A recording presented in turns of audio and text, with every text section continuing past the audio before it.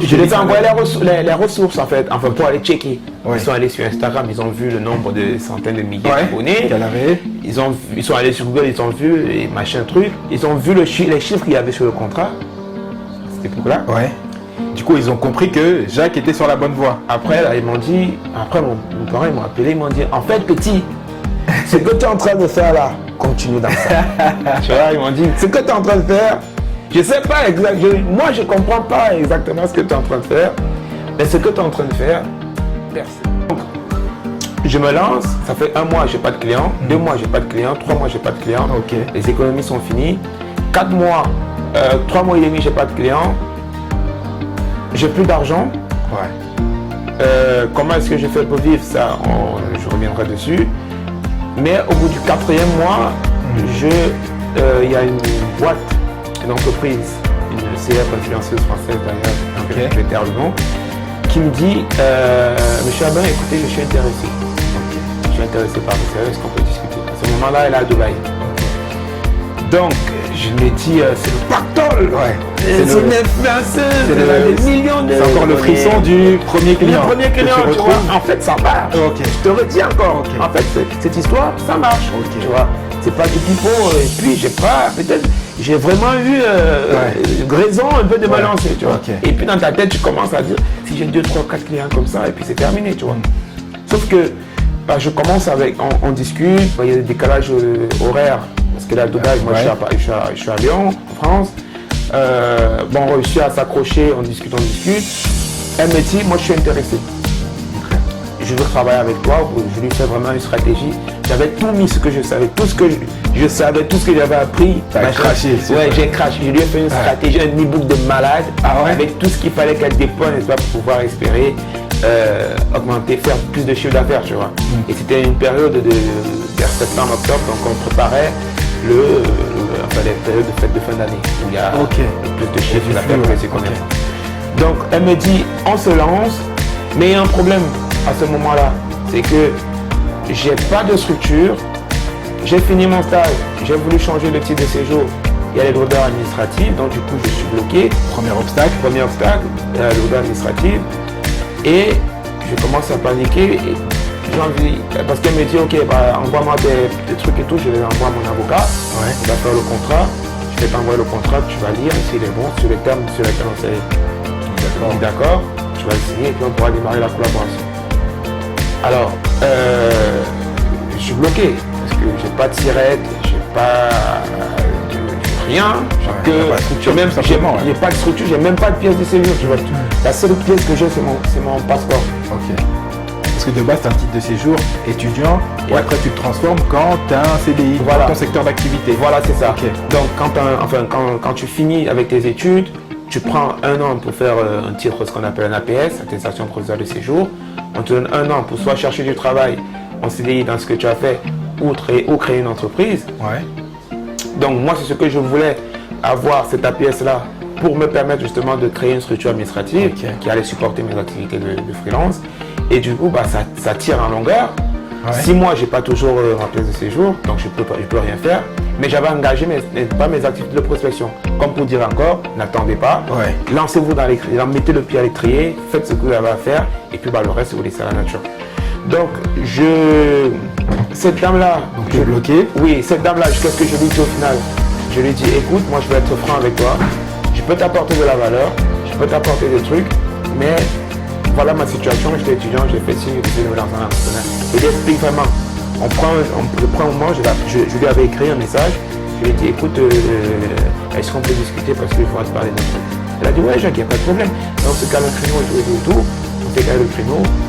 Je lui ai expliqué, ce jour-là, je ne peux jamais l'oublier, je transpirais les gouttes, j'avais l'impression que c'était comme c'était quand tu as une balle de football, les gouttes de sueur, parce que j'avais peur, n'est-ce pas, de la perdre, tu vois. Et donc, je lui explique, je finis de lui expliquer, elle me dit ouais, t'inquiète, il n'y a pas de problème. Vas-y, on va le faire sur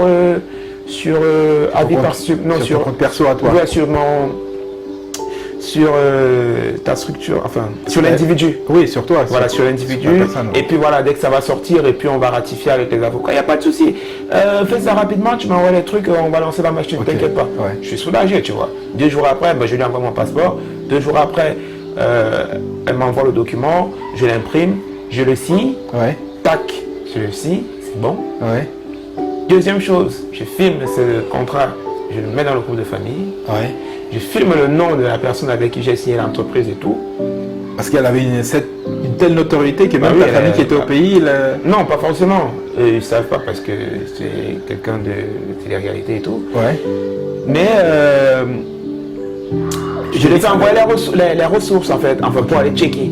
Ils sont allés sur Instagram, ils ont vu le nombre de centaines de milliers d'abonnés. Qu'elle avait. Ils sont allés sur Google, ils ont vu et machin truc. Ils ont vu les chiffres qu'il y avait sur le contrat. Cette époque-là. Du coup, ils ont compris que Jacques était sur la bonne voie. Après, là, ils m'ont dit, mes parents ils m'ont appelé, ils m'ont dit, en fait, petit, ce que tu es en train de faire là, continue dans ça. Tu vois, ils m'ont dit, ce que tu es en train de faire, je sais pas exactement, moi je comprends pas exactement ce que tu es en train de faire, mais ce que tu es en train de faire, persévère. Tu vois. Parce qu'il apercevait la réussite. Voilà, tu vois, il a vu le fond. Et au final, lorsque tu prends du recul, toi en tant que parent, c'est normal, parce que c'est quelque chose que tu connais pas foncièrement, tu te dis, mais en fait, ce jeune homme, il s'en va où? Cette jeune fille, elle s'en va où? Si ça ne marche pas, mes investissements, il y a beaucoup de questions que tu te poses, tu vois. Et en fait, la finalité que tu peins à ta famille, elle n'est que immatérielle, en fait, c'est sur un tableau, sur un bout de papier. Mais tant qu'il n'y a pas de résultats, c'est pour ça que les résultats, en fait, ça ferme la bouche de tout le monde. Et c'est ça, en fait, pour te dire, laissez-moi le temps, je fais mes choses. Si vous n'êtes pas d'accord, c'est votre problème. Moi, je fais mes trucs, mais les résultats, n'est-ce pas, vous donneront raison ou pas. Donc, ce premier contrat, c'est ce qui t'a permis de solder tous tes problèmes financiers? Pas encore. Pas encore. Alors, qu'est-ce qui t'a permis de solder ces premières problématiques liées au fait que tu n'avais plus de cash flow? Parce que, quand je veux tellement signer un contrat que, avec elle, parce qu'elle a une telle autorité que travailler avec elle ne peut m'ouvrir que des portes. Donc je lui dis, je négocie même pas. Je lui dis, ce qu'elle veut me donner, donne. Et puis on part sur un contrat de pourcentage sur chaque produit qui se vendait. Donc s'il n'y a pas de vente, je ne suis pas rémunéré. Tu vois. Donc, il fallait qu'il y ait des ventes pour que j'ai un pourcentage de rémunération. Ça prend un peu de temps avant de se mettre en place. Et donc, je n'ai pas encore d'argent. Mais j'ai commencé déjà à régler la première problématique de la famille au pays. Et déjà, ils ont commencé à me lâcher. Ils m'encouragent. Ils pressionnent en moi, ils me disent, vas-y. Ils ne savent pas encore que je ne fais pas d'argent. Mais ils me disent, vas-y, il y a forcément des trucs. Maintenant, il faut vivre localement, là, sur le terrain. Il faut faire de l'argent. Alors, je me dis, je ne peux pas mourir alors que j'ai ma bouche. C'est pas possible. Je suis dans une communauté. J'ai déjà un réseau avec des gens avec qui je vais au foot, avec des gens avec qui je fais telle X ou Y activité.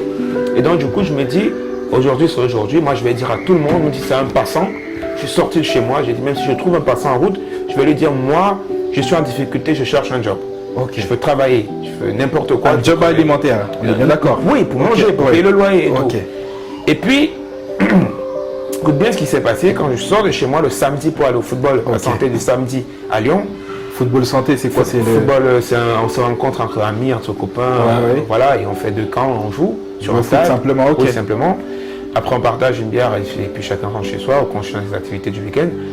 Et donc, de chez moi au métro D, au métro A, jusqu'à arriver à Villeurbanne, à QC, où on joue au football, tout le monde que je rencontrais, c'est-à-dire, j'avais jeté, comme on dit, la honte au diable. Je me disais, je te trouve, je dis, écoutez, machin.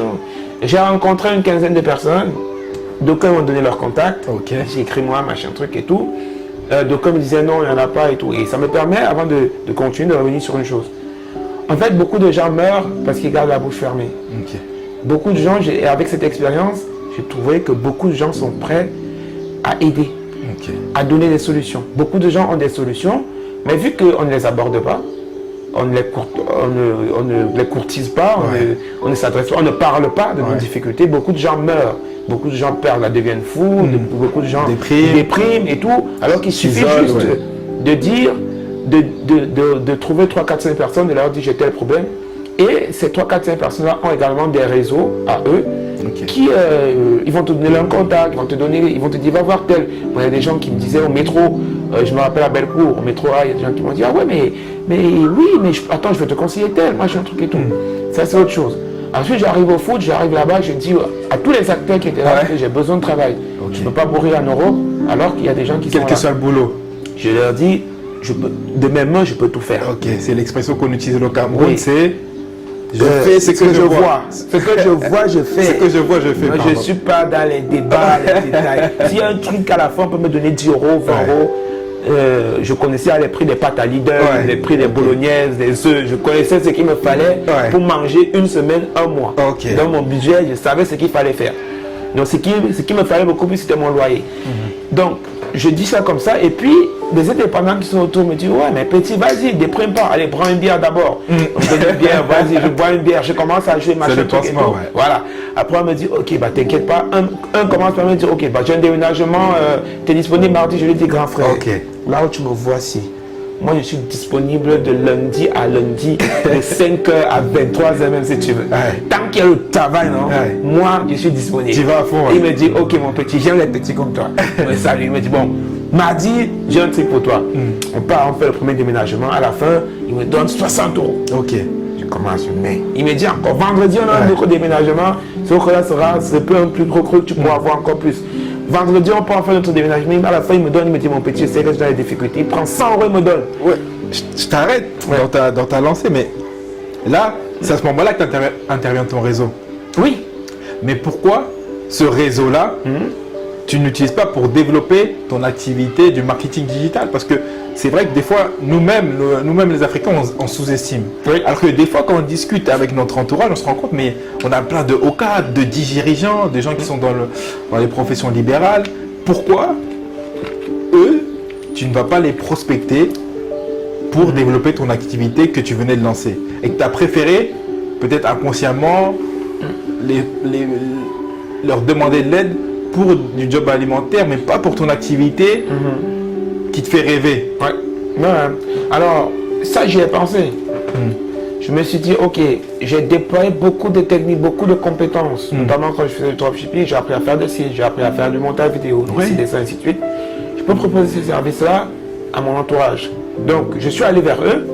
J'ai recensé, n'est-ce pas, tous ceux qui étaient indépendants et qui faisaient des petits trucs à côté, peintre, plombier, machin, ainsi de suite et tout. Pourquoi? Parce que au départ, quand je me suis lancé justement après mes études en freelance, j'étais freelance Facebook Ads pour les e-commerce. Sauf que c'est des questions assez techniques. Et en général, la communauté, ça c'est pas pour critiquer ou pour truc, mais c'est vrai. En général, nous les Noirs, on ne fait pas ce genre de choses. On n'est pas préparé aux nouveaux outils. Tu vois, on n'est pas actif sur ce genre de domaine. Je ne connais pas des tonnes de noirs, tu vois. Ça, c'était à l'époque où toi, tu te lançais. Oui, ça fait 3 ans, tu vois.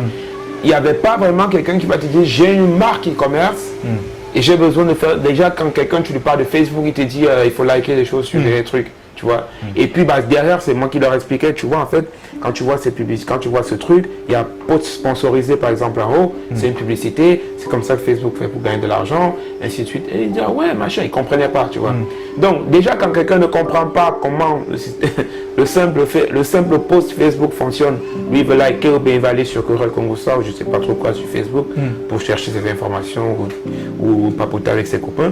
C'est beaucoup plus complexe, tu vois, de lui dire, en fait, il est possible d'aller mettre en place des structures d'e-commerce, des choses que tu vends à la sauvette comme ça, tu peux le mettre sur un site, machin truc. C'est difficile parce que, comme j'ai dit, ça nécessite beaucoup de compétences. Donc, ce que tu es en train d'expliquer, c'est plus que malgré nos compétences, c'est comme les gens que tu parles, souvent c'est des hauts cadres, c'est des dirigeants, c'est des hauts fonctionnaires, c'est des fonctionnaires. En fait, c'est juste qu'ils n'ont pas été éduqués aux nouvelles technologies, aux nouveaux outils du marketing. C'est ça. En fait, il n'y a pas véritablement eu de suivi comme tu dis, dans ces nouvelles technologies. Et moi, je vais encore aller beaucoup plus loin. Je vais dire, en fait, ils ont été, nous sommes ancrés dans un système, en fait, où on te limite de voir ce type d'opportunité. Pourquoi? Parce que effectivement, ceux qui sont cadres aujourd'hui, ils sont arrivés pour étudier, tu vois. Ils n'ont fait comme ton parcours. Voilà, ils n'ont fait que ça. Jusqu'à, ils sont chirurgiens, machin. Donc, Ils ne savent pas qu'il y a d'autres, ils savent pas forcément qu'il y a d'autres voies, par exemple comme le digital, qui peuvent, n'est-ce pas, leur permettre, n'est-ce pas, de potentiellement remplacer même ce qu'ils se font avec leurs fonctions. Développer leur activité, tout simplement. Voilà, développer leurs activités, tu vois. Beaucoup ne savent pas, tu vois. Quand moi j'explique des stratégies toutes simples de génération de leads pour des gens basiques, ils comprennent pas, en fait, tu vois, même l'étendue de ce qu'on peut faire avec Facebook. Tu vois, donc c'est ça en fait. Et là, quand tu vas lui parler d'e-commerce, tu vas lui dire d'e-commerce, tu vas lui parler de Stripe, tu vas lui parler de Shopify, tu vas lui parler de Facebook, tu vas lui parler de faire des intégrations. Après, je vais lui parler du code parce qu'il faut ajuster ta CSS, du JavaScript, machin. C'est qu'il ne veut plus apprendre. Il va te dire, en fait, mon frère, bois le whisky. Tu vois, si tu as faim, on te sert à manger. Les histoires là, mon frère, j'ai déjà 40 ans. Laisse-moi ça. Je préfère encore vendre à l'ancienne. Voilà, il me dit, mon petit, moi j'ai mes chaussures ici. Si tu as 50 €, tu me donnes ça, on quitte ça. Donc, pour faire simple, ça... Et j'ai proposé, hein. En fait, j'ai proposé. Je dis, ces indépendants-là, je suis allé les voir. Je leur ai dit, écoutez, moi, je peux vous permettre, en fait, je peux vous aider à créer des sites web pour votre communication. Ou bien, je peux vous aider, par exemple, à gérer vos pages de réseaux sociaux pour vous mettre plus en avant, peut-être auprès même juste de la région lyonnaise, tu vois, pour avoir plus de visibilité. Ça pourra attirer plus de leads sur les services que vous faites. Dès que tu dis oui, après tu lui dis, bon, ça m'a coûté combien? Tu dis, bon, moi, je veux juste quelque chose pour manger. Donc, si tu me donnes 250 €, 300 € pour faire ça, des trucs qu'on vend à 2000, 3000, 4000, 5000 € dans les agences, tu vois. Tu braques tes prix. Voilà, moi, je voulais juste, je me disais, dans les calculs, c'était quoi? Avec toute la communauté qu'il y a, j'ai réussi à faire deux sites par mois même. Tu vois, j'ai 600 €, 1000 €, et je suis tranquille, hein, je ne manque plus rien. Mais dès que tu abordes ça, tu dis, mon petit, tu sais, prends un billet là-bas. 600 € pour, et si ça ne donne pas, petit, prends un billet, et on va parler après. Donc c'est une belle transition pour la dernière partie de notre échange. C'est que la question que je voulais te poser, c'est justement, penses-tu que les jeunes afros, ou même les afros tout court de notre communauté, soient assez préparés avant de se lancer dans l'entrepreneuriat? Ce que je vais te dire par là, c'est justement, est-ce qu'ils ont la formation? Est-ce qu'ils ont le carnet d'adresse? Est-ce qu'ils ont les finances? Je voudrais savoir de ton point de vue. Comme toi, tu t'es lancé, j'ai l'impression que tu t'es un peu lancé seul. Peut-être que tu as eu des mentors et tu nous en parleras plus tard. Mais dans un premier temps, est-ce que tu as été préparé ou tu as dû te préparer seul? Alors, moi, j'ai toujours été... ça, c'est une très belle question. Moi, j'ai toujours été autodidacte. Et en réalité, nous sommes à une époque où toute l'information nécessaire pour faire de l'argent est disponible sur Internet. Aujourd'hui, encore plus avec l'intelligence artificielle. Et en fait, il faut être curieux. Il faut explorer, en fait, sa créativité. Et pour explorer sa créativité, il faut faire des mini-projets personnels. Pourquoi? Parce que si je ne m'étais par exemple pas lancé dans le dropshipping où j'ai tout appris de mes mains, je me rappelle, je finissais d'étudier pour la fac, et pour mon école d'ingé, et je me lançais, j'apprenais des choses. J'apprenais, je testais. Et beaucoup d'outils aujourd'hui proposent en fait des solutions de versions gratuites, d'essais. Ça veut dire que pendant 14 jours, tu peux prendre des essais, tester des trucs, faire des trucs, et en fait voir où tu es à l'aise. Moi, j'ai fait plein de trucs, et je sais par exemple qu'aujourd'hui, j'aime pas forcément faire du design, mais je sais le faire. J'aime pas faire du montage vidéo, mais je sais le faire. J'aime pas faire du copywriting, mais je dois le faire, je suis obligé de le faire pour mes activités. J'aime pas faire ces... Voilà. Et aujourd'hui, j'ai cartographié ce que je sais faire et ce que j'aime faire. Pourquoi est-ce que je suis arrivé à ce stade-là? Parce que j'ai beaucoup osé. Osé, oui. Tu vois, j'ai beaucoup testé. J'ai fait beaucoup d'erreurs. D'aucuns vont voir que j'ai perdu beaucoup d'argent, mais j'ai beaucoup appris. Tu vois, j'ai payé en fait ce savoir-là. Et donc tu es en train de nous expliquer, il ne faut pas avoir peur de faire des erreurs. Non, au contraire. Ça te fait gagner en compétences. Au contraire, en fait, ça justement, c'est l'esprit qu'on nous inculque à l'école. La vie, c'est pas l'université. À l'université, quand tu échoues, tu passes au niveau supérieur. Dans la vraie vie, quand tu échoues, tu vas beaucoup plus vite. Parce que si tu te fais mordre ici, tu sais que demain, tu ne repasses plus par là. Tu vois. Or, on nous apprend pas ça à l'école. À l'école, on nous apprend de valider avec 10. Tant que tu as 10, tu valides. Dans la vraie vie, 10 ne suffit pas pour valider. Et pour arriver à 10, tu commandes de 0. Tu commandes de 0, tu te casses la gueule pour passer à 1. Tu te casses la gueule pour aller à 2. Tu te casses la gueule pour aller à 3. Sauf que quand tu te casses la gueule de 2 pour monter à 3, quand tu te casses la gueule à 3, tu ne reprends plus de 0. Tu reprends de 2. Or, celui qui ne fait pas d'erreur, il est tout le temps dans son salon, il a son calepin, il fait des calculs, il dit ouais, je vais faire ça, machin truc. Ça se passe jamais comme prévu. Jamais comme prévu. Et si tu n'es pas sur le terrain, si tu n'acceptes pas de te casser la gueule le plus rapidement possible, tu ne feras rien de bon et tu n'avanceras pas. 1. Explorer sa créativité. Faire des projets. T'aimes faire la photo, comme aujourd'hui, moi je vois des jeunes à 13 ans, ils ont des iPhones. Tout ce qu'ils savent faire, c'est envoyer des Snapchat. Je ne dis pas que c'est mauvais. Sauf qu'avec un iPhone, tu peux apprendre à filmer. Par exemple. Avec un iPhone, tu peux apprendre à faire des photos. Tu peux apprendre à faire du montage vidéo. Il y a des outils comme CapCut, InVideo. Il y a plein d'outils. Il y a l'IA. Il y a plein de choses que tu peux explorer avec un iPhone 13, un iPhone 14, un iPhone de toute cette dernière génération d'iPhone. Tu vois. Donc, il faut être... Il y a un terme qui m'échappe, c'est d'être curieux. Aussi. Ne pas se dire, il y a ça, c'est peut-être pas pour moi. Pourquoi ce serait pas pour toi? Donc ça veut dire que même si on n'a pas un entourage d'entrepreneurs, une famille d'entrepreneurs, avec les nouveaux outils, les plateformes qui proposent certaines des formations gratuites pendant un certain laps de temps, c'est à ce moment-là il faut taper dessus pour pouvoir se former, avoir des bonnes bases. Moi j'ai commencé tout seul, je me suis formé. Et quand je te dis j'ai commencé aujourd'hui encore sur des problématiques, aujourd'hui je fais du gros outbound. Littéralement on ne va pas à l'école pour faire ça, tu vois. Mais je me forme en fait chaque jour et je travaille, je mets beaucoup d'heures dessus pour monter en compétence et pour être très pointu sur la technique. Et donc effectivement il faut se donner du temps. Aujourd'hui en fait les gens quand ils pensent à l'entrepreneuriat, ils pensent acheter un immeuble, lancer un immobilier, acheter une voiture, faire ci, non.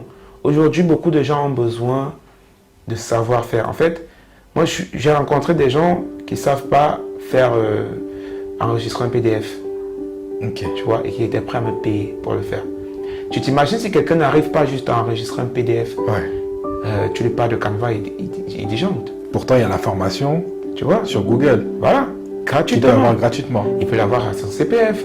S'il n'a pas de CPF, qui n'est pas en France, il peut l'avoir sur YouTube, s'il est en Afrique. Il peut regarder 2-3 tutoriels sur la chaîne même de Canva YouTube et devenir très bon en Canva. Donc si je résume en quelques mots, la clé c'est oser aller chercher l'information. Aller chercher l'information, être curieux, laisser sa créativité se laisser guider par sa créativité et j'insiste dessus, faire des projets. Parce que ce n'est que les projets en fait qui vont te permettre de savoir ce que tu aimes faire et ce que tu aimes moins faire ou ce que tu n'aimes pas faire. Tu vois.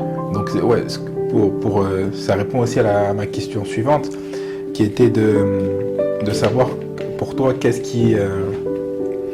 comment on pourrait pousser notre jeunesse à exceller dans ce qu'elle entreprend, que ce soit dans le monde associatif, l'entrepreneuriat, la vie politique pour certains, et même la vie familiale, mais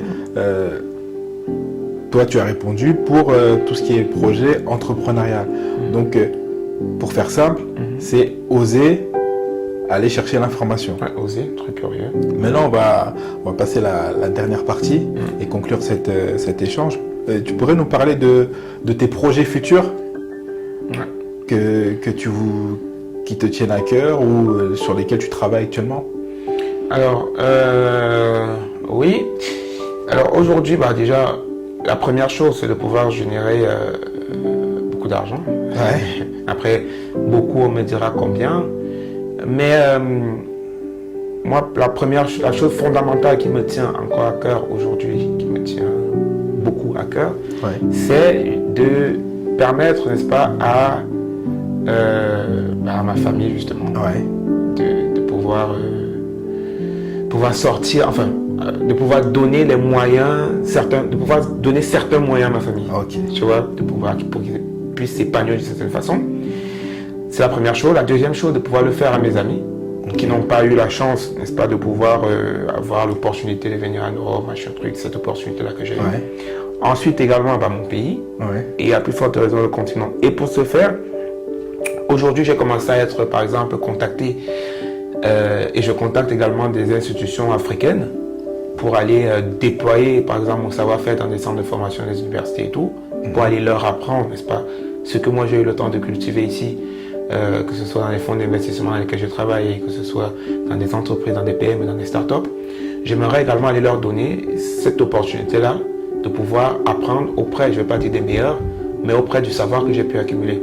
Donc, au final, pour faire simple, je dirais à court terme, c'est de faire de l'argent. Ouais. De l'argent pour être vraiment libre de mes faits et gestes et de ma volonté de faire certaines actions. Et la seconde chose, qui va découler sur offrir un certain épanouissement à ma famille, à mes amis, à mon entourage. Ouais. Et la dernière chose, en fait, c'est de pouvoir apporter ce que moi j'ai appris aujourd'hui à toutes les institutions africaines, n'est-ce pas, qui voudraient que ce soit des incubateurs africains. J'en ai contacté déjà beaucoup. Il y a beaucoup également qui m'ont répondu, qui sont intéressés. Je pense d'ailleurs aller en Afrique dans les prochains jours pour aller gérer ce genre de situation. Et donc des centres de formation pour éduquer. Je fais déjà beaucoup de Zoom, de Meetup et tout. Donc de mettre un peu plus d'emphase dessus pour pouvoir justement aller donner également cette opportunité-là à d'autres gens comme moi. Donc le mot de la fin, ce sera pour toi ta volonté de transmettre aux gens qui n'ont pas... Oui, je pense que en fait tout le monde a la capacité de devenir ce qu'il souhaite, ce qu'il veut. Mais pour le faire, n'est-ce pas, il faut se donner les moyens, avoir foi en soi, être discipliné parce que la motivation ça s'évanouit, être constant dans ses actions et croire et travailler. Tu vois. Et au-dessus de ça également, je sais que beaucoup ne savent pas qu'il y a certaines choses qui sont possibles de faire. Tu vois, aujourd'hui, même quand je parle encore à des startups qui lèvent beaucoup d'argent, ils sont ébahis de voir, je parle encore à une startup qui a levé 3 millions aujourd'hui d'euros, ils sont étonnés de voir en fait ce qu'il est possible de faire sur Internet. Tu vois, grâce à des systèmes et des mises en place de certaines structures. Combien de fois en fait, des gens en Afrique, et dans mon entourage personnellement, qui seraient prêts à payer ou même qui voudraient juste qu'on leur parle de ces possibilités-là et de ces éventualités-là pour pouvoir faire des choses. Pourquoi pas. Merci Jacques en tout cas, merci Jacques pour ce magnifique échange et nous avoir accordé un peu de ton temps. Merci Franck.